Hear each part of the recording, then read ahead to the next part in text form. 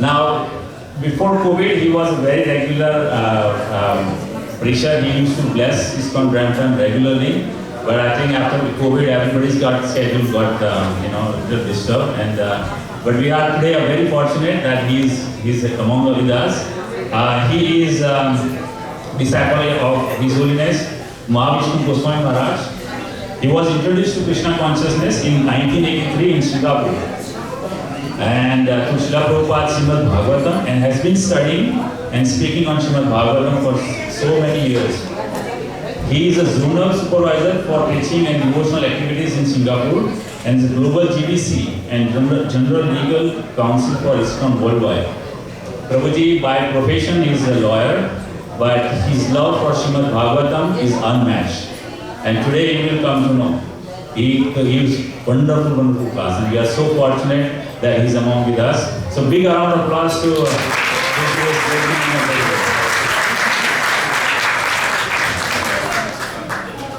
So now I want to just housekeeping. If you have a cell phone on you, please put it on mute or silent. We don't want to disturb the class. And if you have any side conversation, please take it outside to respect the Vyasa and speaker. Thank you. Let's hear from His Grace Nandan. Thank you, Prabhu. Hare Krishna. Do we have Karta? Yes.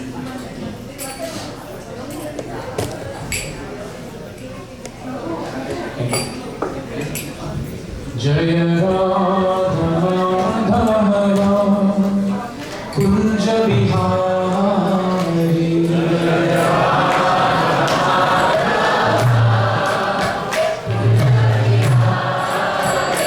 Jaya Radha Madhava Kunja Bihari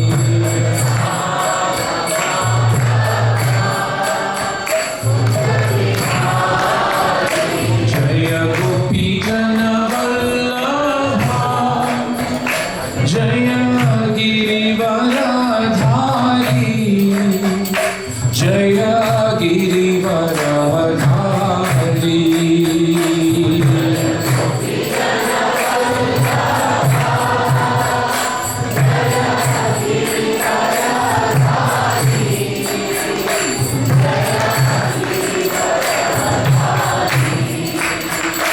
Jaya Yashoda Nandana Jaya Praja Jananjana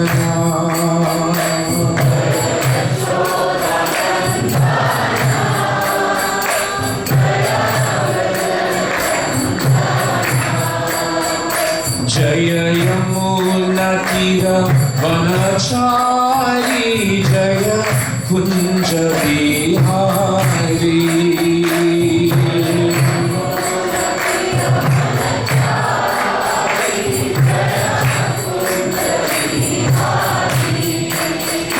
Jaya Yamuna Tira Vanachari Jaya Kunja Bihari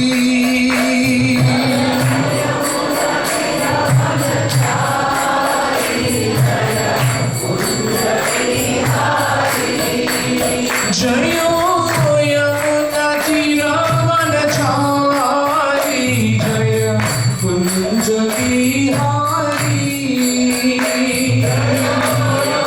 Jaya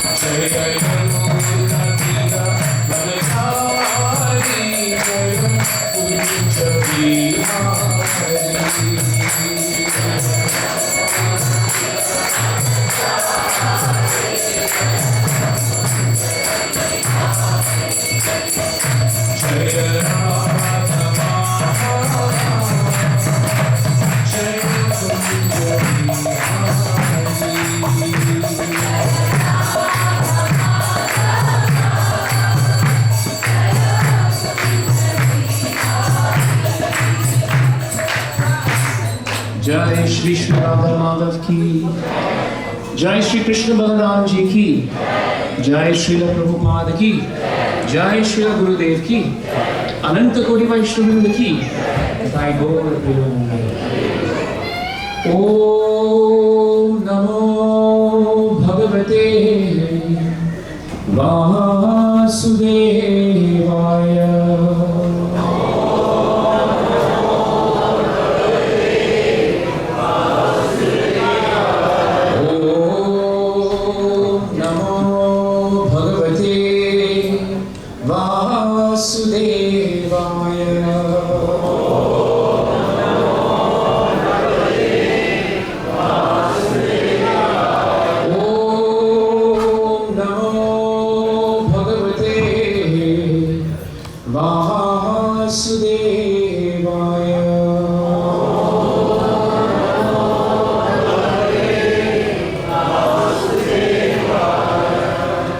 So we thank devotees for joining us today.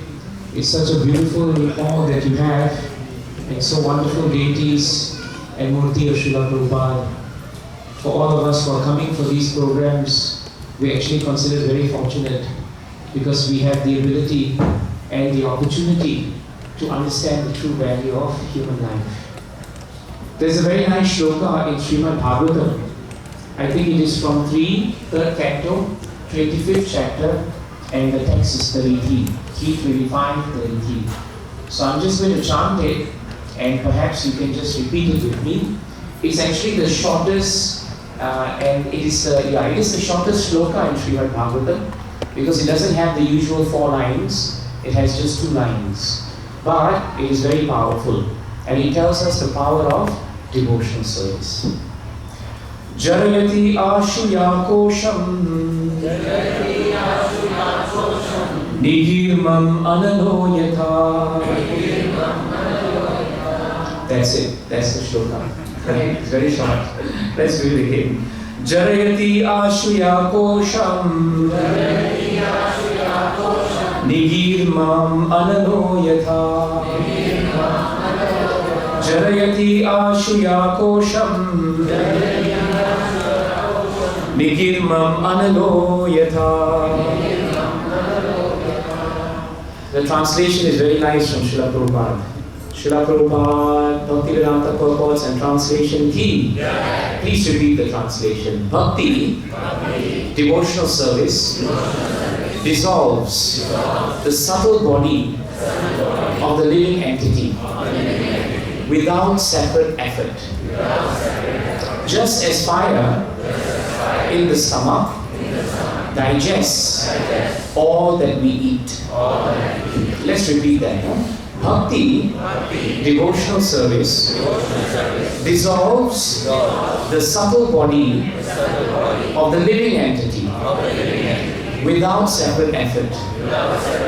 Just as fire in the stomach digests all that we eat. Please hear Srila Prabhupada's purport. Bhakti is in a far higher position than mukti, because a person's endeavor to get liberation from the material engagement is automatically served in devotion service. The example is given here that the fire in the stomach can digest whatever we eat. If the digestive power is sufficient, then whatever we can eat will be digested by the fire in the stomach. Similarly, a devotee does not have to try separately to attain liberation. Their very service to the Supreme Personality of Godhead is the process of his liberation. Because to engage oneself in the service of the Lord is to liberate oneself from material entanglement. Sri Durgamangal Thakur explained this position very nicely. He said, if I have unflinching devotion unto the lotus feet of the Supreme Lord, then mukti or liberation serves me as my maidservant. Mukti, the maidservant, is always ready to do whatever I ask. For a devotee, liberation is no problem at all. Liberation takes place without separate endeavor. Bhakti, therefore, is far better than mukti or the impersonalist position. The impersonalist undergoes severe penances and austerity to obtain mukti, but the bhakta, simply by engaging himself in the bhakti process, especially in chanting Hare Krishna, Krishna Krishna, Hare Hare, Hare Rama, Rama Rama, Hare Hare, immediately develops control over the tongue by engaging it in chanting and accepting the remnants of foodstuff offered to the personality of Godhead. As soon as the tongue is controlled, naturally, all other senses are controlled automatically. Sense control is the perfection of the yoga principle. And one's liberation begins immediately as soon as he engages himself in the service of the Lord. It is confirmed by Kapila Dev that bhakti or devotional service is gariyasi, more glorious than siddhi, liberation. Jai Shri Prabhupada, Bhaktivedanta Transcendental Purpose Ki. So you can see from this shloka that the power of bhakti should never be underestimated. You have all come today because something about bhakti is actually attractive. If you come for the programs, you'll find that there is something for everyone in the process of bhakti. If you like to dance, you can come and you can dance so much to kirtans.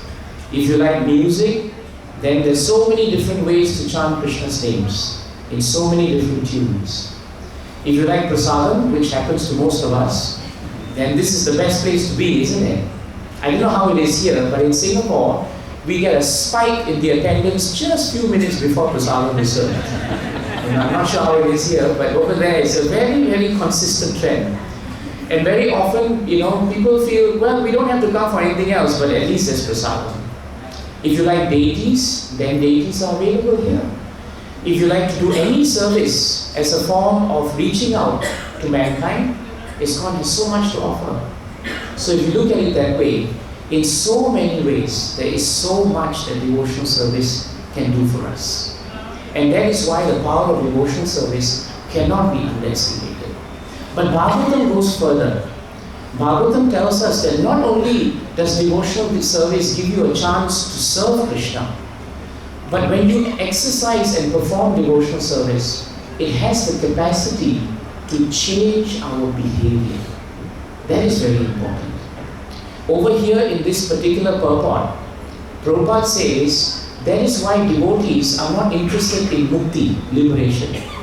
Very often, if you look at the Vedic culture, people are more interested in mukti, and very seldom they think about bhakti. But when you look at our sastras, you will realize that mukti is actually subsumed into bhakti. Because when one takes up devotional service, one does not have to be liberated from this body to become blissful. You can actually be blissful even while you are living in this material world. And that's why you are here, because you are all very happy. The beauty of devotional service is that it gives what we call in Bhagavatam, Yayatma Suprasidati. Right?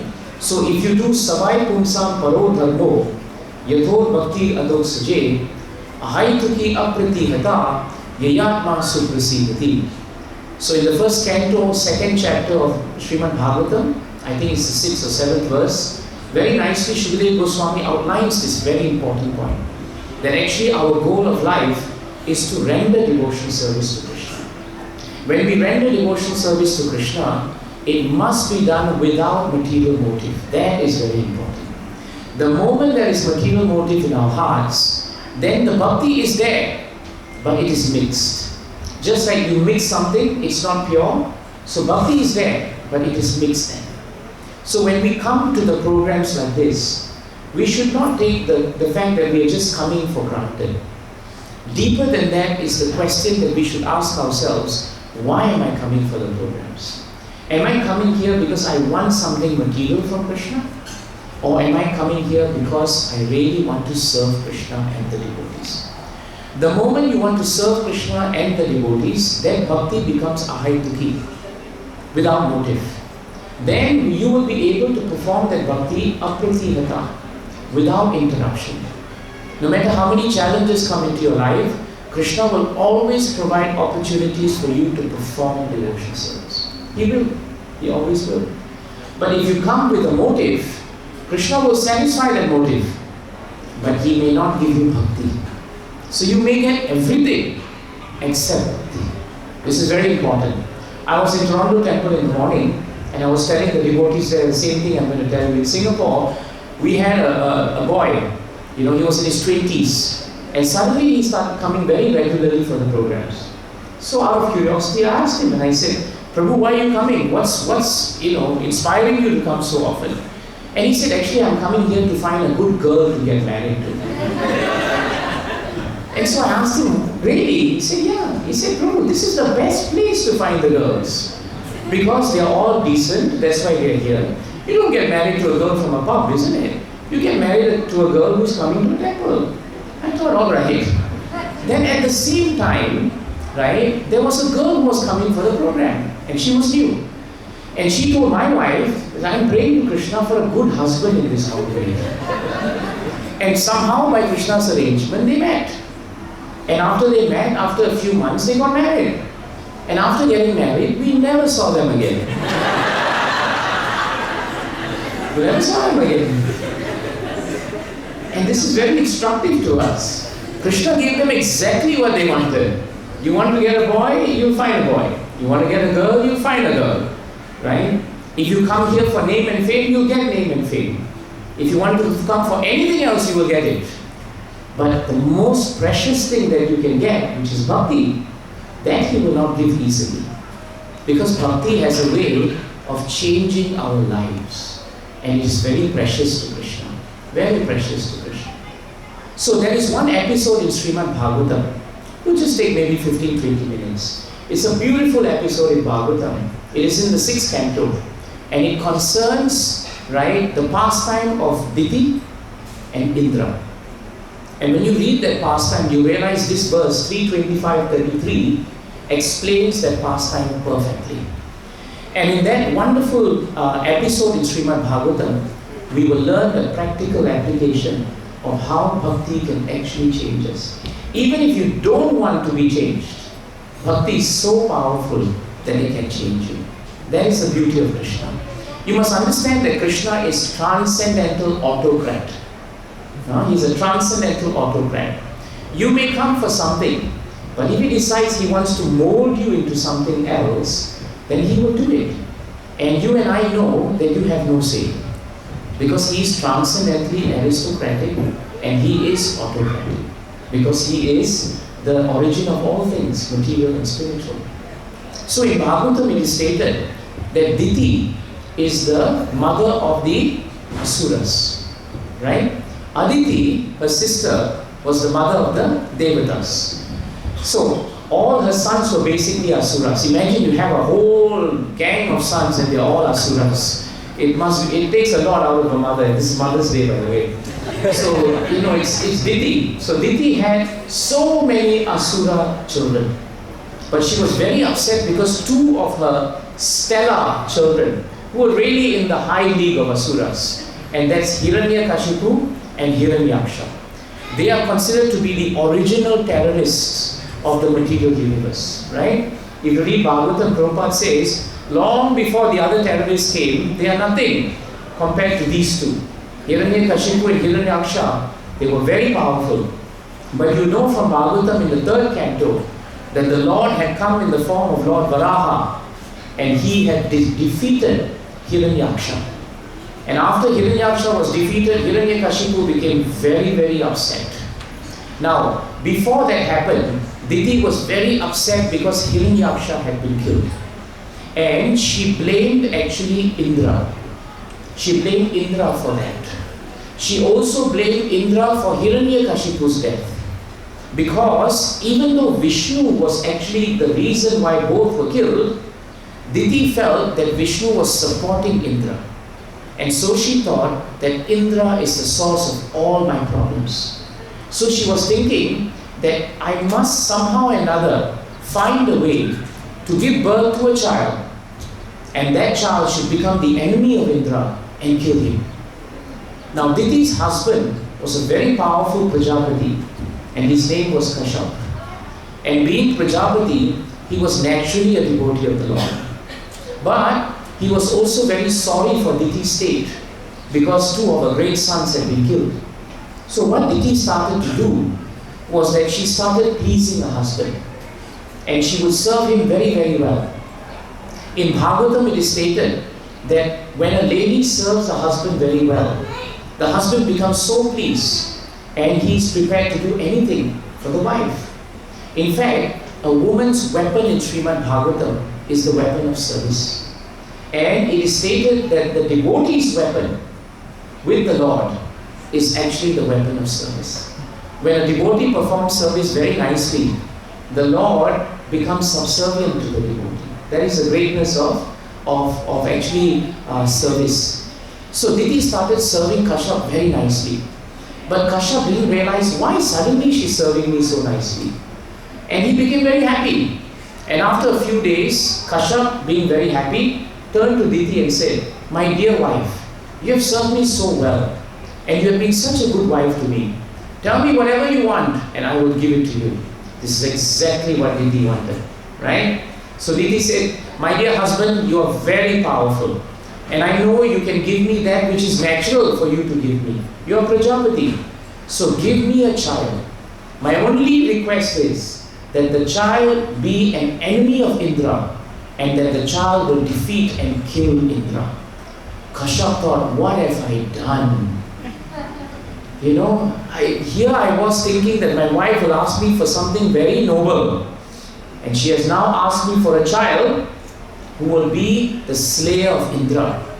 Whatever Indra may be, he is a devata and he is a devotee of the Lord. How can I allow this to happen? Now in the beginning, Bhagavatam tells us that Kashyap started to blame Diti in his heart. How can she cheat me? How can she be so nice to me, but there was a motive in her heart? But after a while, Kashyap stopped blaming her. This is very important. He stopped blaming her, and instead he blamed himself. He said, "Why should I blame my wife for being nice to me? She was acting according to her nature, right? Her nature was just to be pleasant and sweet to me. But I read so much into it, and thinking that I was very powerful and I was Prajapati and I could control my senses, I eventually succumbed to her." This is the first lesson we learned from the last time. That whenever we perform devotional service, we should not find fault with others. This criticism that we find in our hearts, the ability to blame others for our difficulty, is actually the root cause of how bhakti leaves our heart. This is very important. That's why in Bhagavatam it is stated very nicely that the moment we have fault finding in our hearts, there is no place for bhakti actually. You remember Amok? There was a story in Chaitanya Leela of Amok. He was the son-in-law of Sarvabhauma Bhattacharya. He was critical of all people. He was critical of Chaitanya Mahaprabhu. Because Mahaprabhu came to Bhattacharya's house and they had a great feast. And when Mahaprabhu was eating the feast, Amok stood outside the door and said, "What kind of sannyasi is Chaitanya Mahaprabhu? A sannyasi should eat very little, but he's eating so much." Like that, he criticized him twice. Bhattacharya was so unhappy, so angry, that he fell at the lotus feet of Mahaprabhu and he begged forgiveness. But Mahaprabhu had something very nice to say. Mahaprabhu said, "What is Amok's fault? After all, he has a point. I am a sannyasi. Why should I eat chapanbhog when I should be eating very frugally? So Mahaprabhu showed us a very important component of devotional service. That when people criticize us, find fault with us, instead of us counteracting them, and we criticize them, they criticize us, and there's no end to it, and amidst all the criticism, Krishna is forgotten. Isn't it? Sometimes in all this, we forget Krishna. But you can see that Mahaprabhu was so fixed, and he showed such an exemplary example, that he said that if someone has criticized us, where there is some smoke, there must be some fire. So let me look at myself instead of looking at Amog. But the result of Amog's criticism was that he fell very sick with cholera. And in those days, cholera was fatal. And he had to be put very far away in a village, in a thatched hut, all on his own. In the evening, when Gopinath Acharya came back and told Chaitanya Mahaprabhu that Amog is now dying of cholera, Mahaprabhu did not even hesitate, and he ran to the hut, and he saw the pitiable condition of Amog. And so he came to Amog, and Amog said, "Whoever you are, don't come. I'm dying of cholera, it's infectious, you should leave." But Mahaprabhu came to him, he knelt down, he took his right arm, and he put it on his heart. He put it on Amog's heart, and said, "My dear Amog, why should you have criticism in your heart when your heart is only meant for the Lord?" This is very important. If we are serious about taking up bhakti, then in our heart there should not exist any criticisms, because then there is no place for Krishna in the heart. Krishna doesn't stay in a place where others are being criticized. And so when Amog took his hand, when Mahaprabhu took his hand and touched the heart of Amog, Amog became enlivened. Because that is known in Bhahavatam as Brahma Sparshanam. The touch of the Lord is so powerful that it can cleanse us. And Amog got up and all his sins were diminished, and he danced in ecstasy with Mahaprabhu. So here, Kashyap, instead of blaming and finding fault with Diti, he said, "The fault is mine. I should have behaved with more sense, control, but I did not." But now he started praying to Krishna. "Krishna, I do not want my wife Diti to be in this situation where she will harbor so much ill will and hatred towards a devotee of the Lord. I don't want that to happen. Please, Krishna, give me the intelligence by which we can resolve this situation." So Kashyap was praying to Krishna, and Krishna is so powerful that if you pray very hard to Krishna to cleanse your heart, Krishna will give you the intelligence to do that. Tesham satata yuktanam Vajatam priti purvakam Dadami buddhi yogam tam ye namam upayanti te. Krishna declares in 10:10 of Bhagavad Gita that for those who are devoted to me, I will give them the intelligence by which they can come to me. And that's what Kashyap did. Krishna gave him intelligence. And so then Kashyap said, "Diti, I have found the perfect vow that you must now undertake. It is a powerful vow, it will be 1 year. It is known as the Pumsavana vow. If you follow this vow very carefully, I guarantee you at the end of the year, you will give birth to a child who will become the slayer of Indra. But if at any point of time you slacken in your vow and something goes wrong, then I guarantee you, instead of that child being an enemy of Indra, the child will become the best friend of Indra." Now, Diti became very excited. "Of course, what is 1 year? I will do the vow perfectly. Now tell me what I have to do." And so Kashyap said, "In this vow, the first thing you must do is not be angry with anyone." Okay. The second thing you have to do is you must not be envious of anyone. The third thing you must do is you must discharge unalloyed devotional service at the lotus feet of the Supreme Personality of Godhead. The fourth thing you must do is you must chant the holy names of the Lord incessantly. The fifth thing you must do is you must always wash your hair and dry them before you lay down. And then he went on to give so many details. You can't cut your fingernails at a certain time. You must fast till a certain point. You must wash your feet before you lay down. After you get up, you must have a bath. It's all in the 6th canto. So Diti got the whole list with her. But the first 4 points are extremely important, Srila Prabhupada says. Prabhupada says in the purport, Diti started the Pumsavana vow being angry, envious, and not remembering Krishna. And the very 3 things that she didn't want to do was what Kashyap told her she had to do. But he tricked her, because he told her, if you do all this, then don't worry, your son will definitely kill Indra. But Kashyap had faith in the power of devotional service. He knew that even if you have thoughts, even if your deeds, even if your mind is very negative, if it's full of dirt, if it's full of material contamination, the power of chanting Krishna's names and performing devotional service will transform you. That was the faith that Kashyap had. And so Diti said, I will do it. After 1 year, Indra is dead. And so she started a vow. She started praying that she will not be angry with anyone. She started exercising non-envy. She started doing everything very well. And Kashyap could sleep very well because he realized now there could be hope here. But someone else could not sleep very well. And that was Indra in Swargaloka. Indra came to know. Now, in those days, no WhatsApp, no Instagram, but they had their own news. And news traveled to Indra in Swargaloka that his auntie, Diti is his auntie, yeah? His auntie was performing a Pumsavana vow so powerful that she would defeat and kill Indra with her child. So Indra became a bit worried. So he thought there must be a way to manage the situation. So you know what he did? He came to the world. And he came to the hermitage where Diti was doing her Pumsavana vow. He bowed to her and said, Auntie, I'm so happy to hear that you have taken such an amazing vow. He didn't say that the vow is to kill me, of course.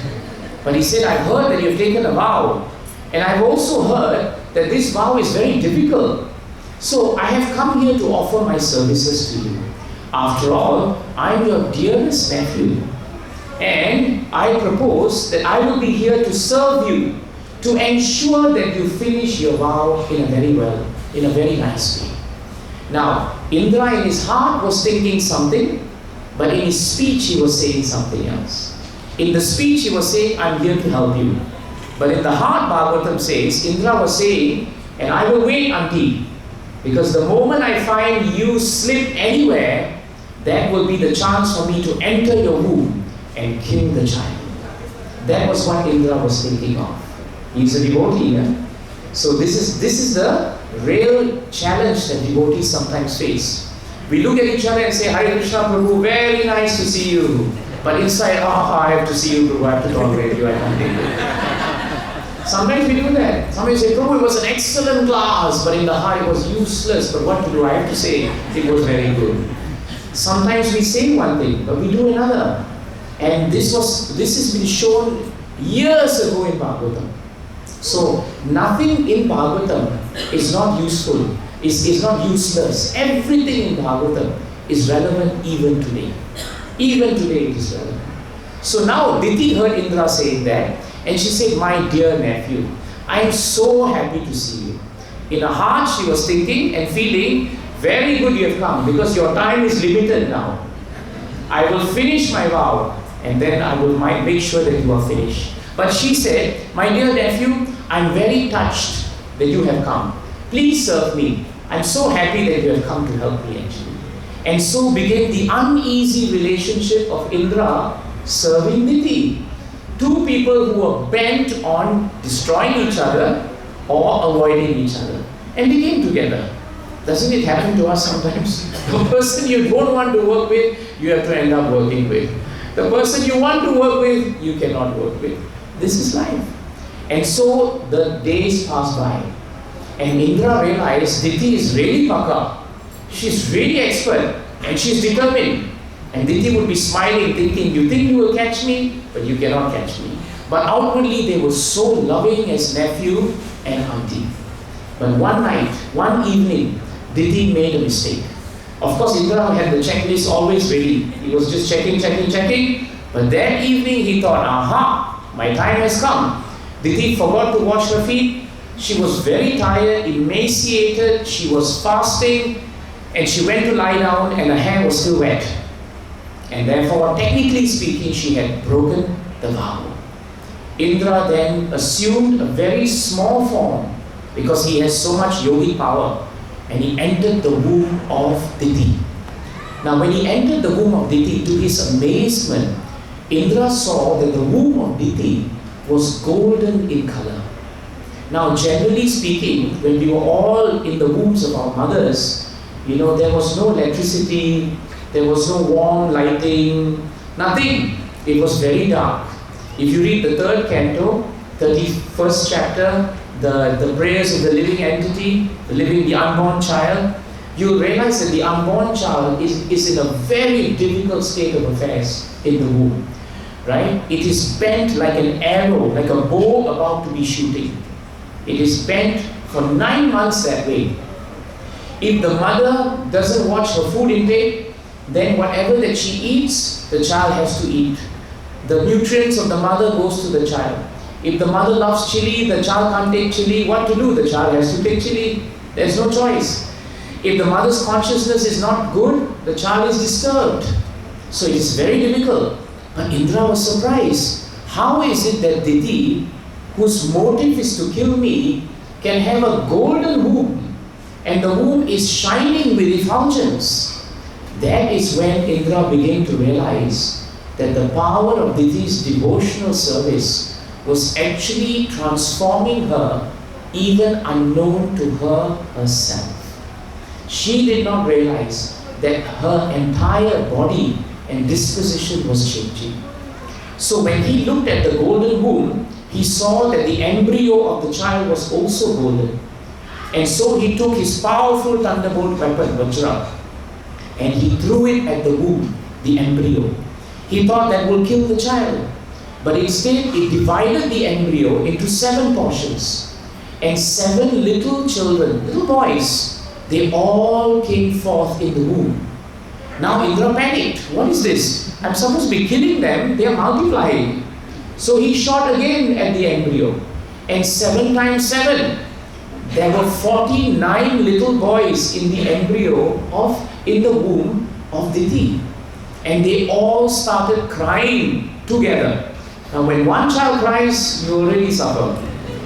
49 children crying, you kill yourself. So Diti was still asleep, but Indra was panicking. And he told them, keep quiet, don't make noise. I'm supposed to kill you. And then the 49 little embryos, who are now little babies, they turned to Indra and they said something very interesting. They said, Indra, why do you want to kill us when we are your brothers? We are your brothers. And Indra thought, how can this be? Diti started the process by wanting all the children, or at least one child, to be an enemy of me. How is it? What has happened to her that the children all have become my friends, my brothers? And Indra said, if you have become my brothers, I have no quarrel with you. Instead, I will bring all of you together with me, and you will assist me, and you will be known henceforth as the 49 Maruts. Which is why Indra is always assisted in the rains by the Maruts, because they specialize in the different kinds of storms. So now at that point of time, the children came out of the womb of Diti, and so did Indra. And Diti woke up. Now when Diti woke up, she looked at Indra, she looked at her sons, not son, but sons, and then she turned to Indra and said, Indra, what has happened? Don't lie down. Speak honestly to me. And that's an irony, isn't it? Because till then, they were anything but honest with each other. But right now, Diti said, please be honest with me. What has happened? And I will be honest with you. Because I wanted a child that could kill you. But why are the children with you now? And why is it that they are friendly with you? And now Indra says something very instructive to us. He says, my dear mother Diti, doesn't address her now as auntie anymore. Right? He addresses her as mother out of respect and out of love. He says, my dear mother Diti, today I have learned the greatness of devotional service.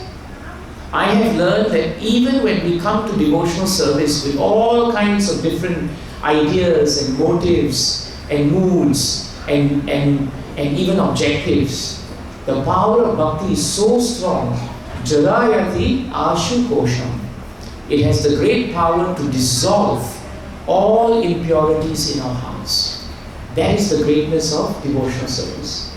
You perform the Pumsamana vow, which was essentially the practice of devotional service. And yet your heart was not in it, because you practiced it, but you thought that you could conquer devotional service. But eventually I realized that the process of devotional service is so powerful that you came with one thinking, but devotional service changed it. You thought you could conquer devotional service. But my dear mother, today you have proven that devotional service can conquer anyone. Even if you come to Krishna with all kinds of different motives, Krishna is so kind, so powerful, and the chanting of the Hare Krishna Maha Mantra is so purifying that it will change our hearts. It will purify us. That is the greatness of it. And therefore then he fell at the lotus feet of Diti as a mother, and he sought forgiveness from her. And what did Diti do? Diti, who was actually the starting point of all these problems, Diti finally turned to Indra and said, Indra, it is I who have wronged you. I realize today that I wanted to only harm you, but by practicing devotional service, whatever harmful thoughts that I had, it was changed. And so Bhagavatam ends this episode by telling us that when we practice devotional service, even if we come here with all kinds of ideas, Krishna is so kind, so powerful, that he will transform us. That's why Prabhu's Mataji's, there is no loss to performing devotional service. Even a little bit, swa alpa, even a little bit of devotional service can change the way we think. It can. And therefore, we must always have faith that devotional service is not material in nature. If it was material, it would never have transformed Diti's heart. It would never have changed Indra's demeanor. But it did both. And Indra is very powerful and Diti was very determined.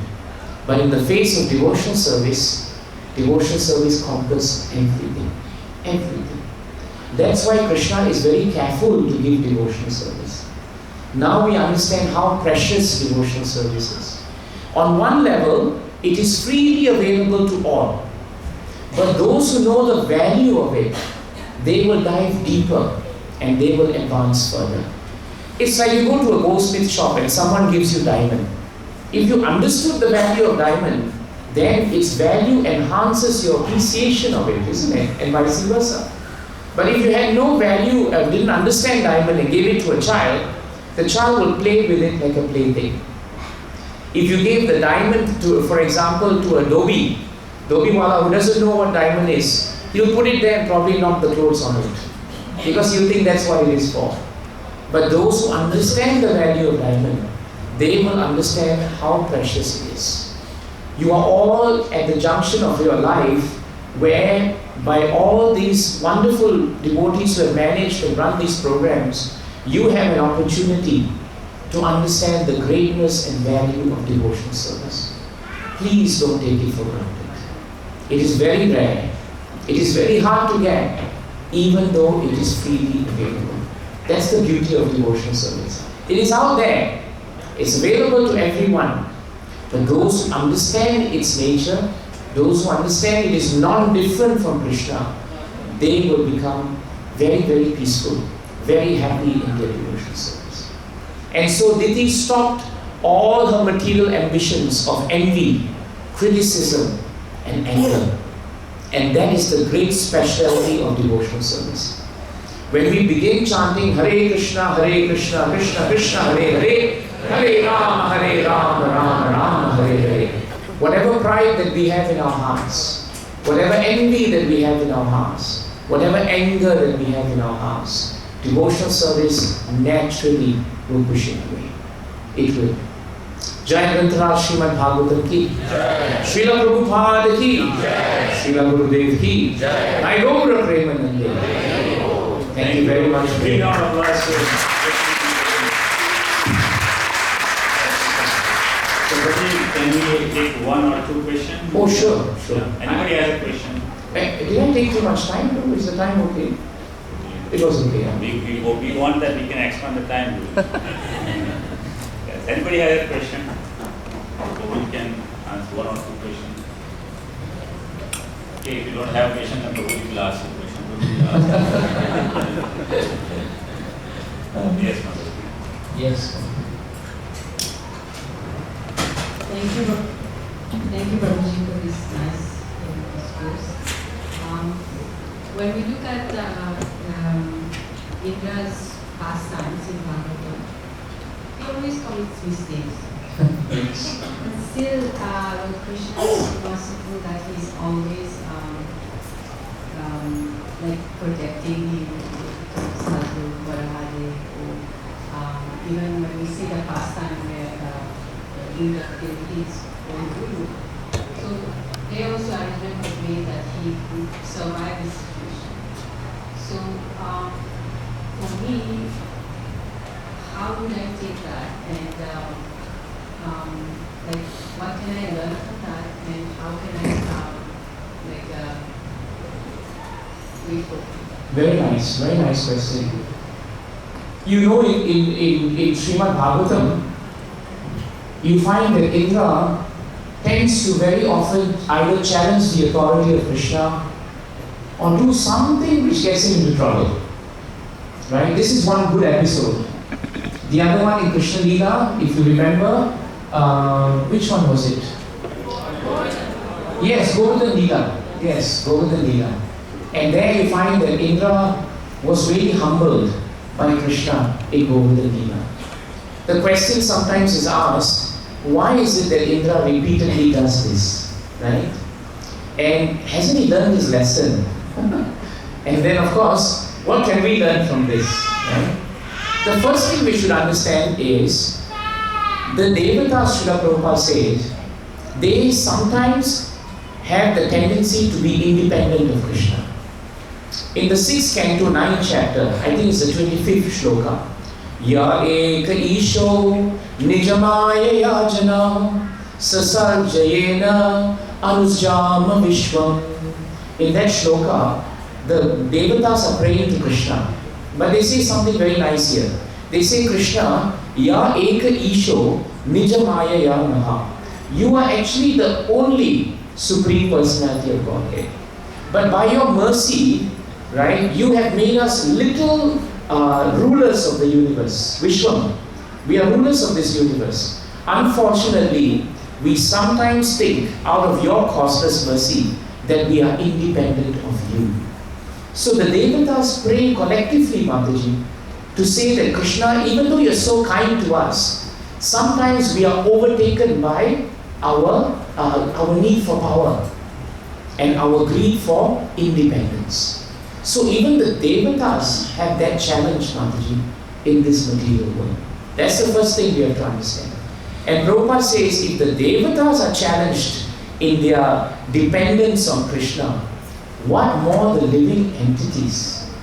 So therefore, we should have a very sobering, that should have a very sobering effect on us to realize that this material world and material nature is so powerful, Mataji, in the way it can make us forget our place and our relationship with Krishna, that we should, without any fail, with all velocity, increase the quality of our devotion service. That's the takeaway for us. The second thing is important. We should be very careful not to judge these Devatas.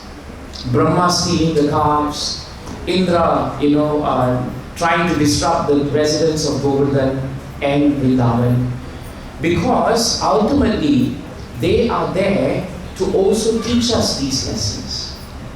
For example, we cannot think that Parikshit Maharaj was weak when he put the garland of a dead snake around the body of Shamika Rishi. Because Srila Prabhupada says that he became an instrument in the hands of Krishna. If he did not do that, he would be cursed. If he was not cursed, we won't have Bhagavatam today. So sometimes great personalities will have to play out very important aspects of devotional service, and they become the instruments of the Lord in Bhagavatam. So while the devatas are actually very pious and exalted devotees, because they are in the material nature, they are also prone to forget their situation. And that's why we have examples like Indra and even Brahma in this situation. But the devotee should not criticize Indra or Brahma, knowing that they are always very pious and powerful instruments in the Lord's service. They are still doing so much more for Krishna than we can ever do. So who are we then to say that Krishna, that Indra is really not up to the mark actually? So we should take this very carefully, and we should understand that all these great devotees, they are actually more exalted than us, but they are teaching us the challenges of this material world. That is very important. Is that helpful, Mataji? That will prevent us from being offensive to them also. Thank you. Thank you.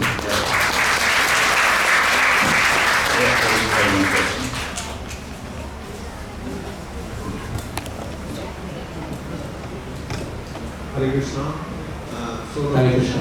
Probably the verse you started with, the 1 line verse, it talks about that the devotional service dissolves the sublime body. Subtle body. Subtle body. Yeah. So, what is subtle body and why we need to get rid of it? Very nice. The subtle body, Prabhu, Bhagavatam tells us, is composed of mind, intelligence, and false ego. These three are subtle senses and organs. For example, we cannot see the mind. If you were to cut up your skull now, you see a brain, but you won't be able to find the mind. Not that the mind is not there, but the mind is considered subtle. The intelligence is also considered subtle, and so is the false ego. So when this body dies, the subtle ego, the subtle intelligence, and the subtle mind, they are put together in a subtle body. And that follows the living entity to the next life, if the living entity comes back into this world. And so the mind, Prabhu, Bhagavatam tells us, has the imprints of millions of lifetimes that we have had. And that is why the nature of the mind is chanchal. And that is why we have so much trouble trying to control the mind. Because the mind has an imprint of all previous lives. We may not be able to access it now, but from time to time, we may come across things that we have never done before. And we wonder why these thoughts are coming back to us. Srila Prabhupada in the purport says, these are evidences that the subtle body is actually existing. So when the body dies, the sharir, the material covering of the body dies, the body finishes, the organs are finished. But the subtle organs continue to the next body, depending on the reactions of the fruitive activities of the living entity. But if the living entity is very advanced and he goes to the spiritual world, then even the mind, intelligence, and the false ego are dissolved by the power of bhakti. Is that helpful? Yeah, very nice. Sure. Very sure. Thanks for the wonderful class. My question is that we know that Bhagavatam is a literate incarnation of Sri Krishna. Yes. As it is Krishna, right? Yes. So when we hear the words from Srimad Bhagavatam perspective, like Nashta Prayashu or Bhadreshu, that verse, in that the Prayashu means almost nil. So my question is that how come the Bhagavatam is still not that the almost completely destroyed? Yeah. So what is lacking? What is your take on that word, that Prayashu? Yeah. Prabhu, the reason why when we sing that shloka, it says, everything that you have is almost completely destroyed. The reason why it cannot be completely destroyed is because of the presence of the sharir. Until this material body is there, right? The devotional service is 99.99%. But because the body is still there, the difficulties and challenges of the body and the material conditioning of the body will always be the last remaining vestige before the living entity attains liberation. So while we are living in this world, for example, take the example of Srila Prabhupada. Prabhupada is a pure devotee and he is liberated, Nitya Siddha, and he came into this world to deliver us. But Srila Prabhupada taught us through his life, especially towards his end, that even he, a liberated soul who came to this world to deliver us, had to go through difficulties of the material body. And because of the material body, it appeared as if Srila Prabhupada was in difficulty, that Srila Prabhupada appeared that he was fighting his disease, he was deteriorating.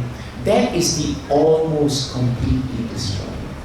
The last thing that leaves us before we can cancel that almost destroyed is the presence of the Sharira and the fact that we are in this material world.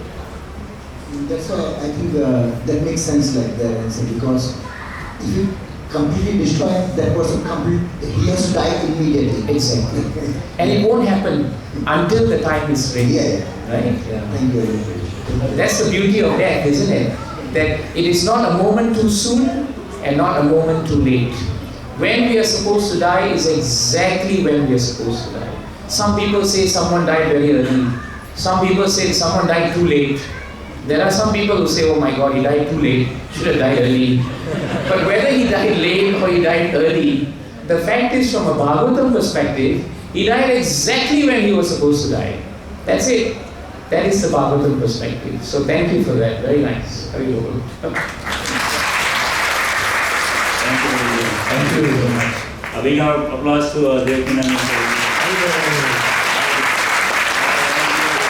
Well, wonderful congregation. So nice to see everyone, and I wish you all the best in the devotional service. Never feel discouraged, please, and always be happy in your devotional service. Thank you, Prabhu, for kind words and blessing us. It's been a while having your association. Yeah. And I can guarantee you, Prabhuji, that your YouTube video will have definitely a big spike now. Oh. We are going to search it for sure. So now we have a special program today. It's Mother's Day. That's what we are celebrating as well. But we are also welcoming Lord Ram.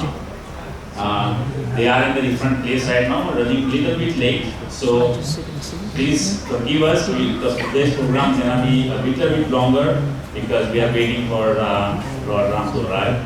So meanwhile, we're going to do Kirtan, but I have a few announcements before we start Kirtan. So